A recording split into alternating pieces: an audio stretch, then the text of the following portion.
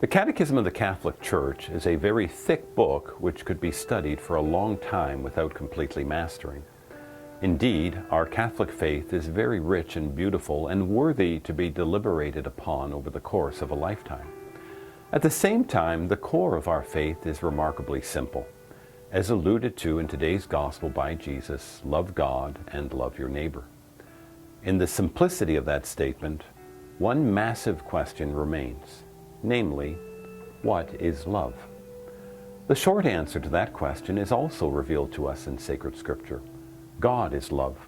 And as we hear in today's second reading from Colossians, Jesus Christ is the image of the invisible God, and therefore to look upon Jesus, to meditate on his life, is to grasp and look upon perfect love.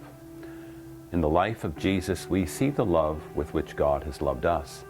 And we also see the goal of how we are to love one another.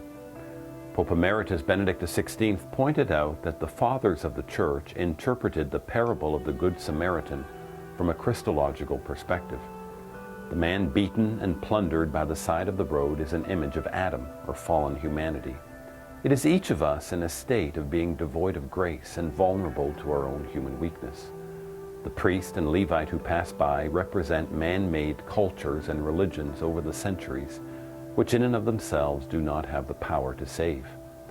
The Samaritan, the one who was a foreigner and completely other from the beaten man, represents Jesus, who in his divinity completely transcends our human nature, but who nonetheless became one of us in order to touch and heal our broken condition. The oil and wine poured into the wounds are an image of the sacraments of healing, while the inn that Jesus brings the beaten man to is a sign of the Church, where the man is placed for safety and a deposit is made to ensure the beaten man's well-being. In summary, the parable of the Good Samaritan is the story of God's love for us. He saw our vulnerability and brokenness and was so moved that he became one of us in order to heal and restore us in his grace. While the depth and magnitude of God's love prompts us to respond with praise, adoration, and gratitude, it also becomes the goal and measure of our own life.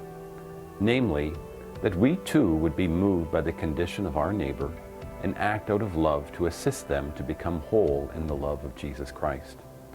My friends, as we continue our pilgrimage of faith this week, let us be reminded every morning to never lose an opportunity to love God and to love our neighbor. Nothing in life is more important than that. God bless you.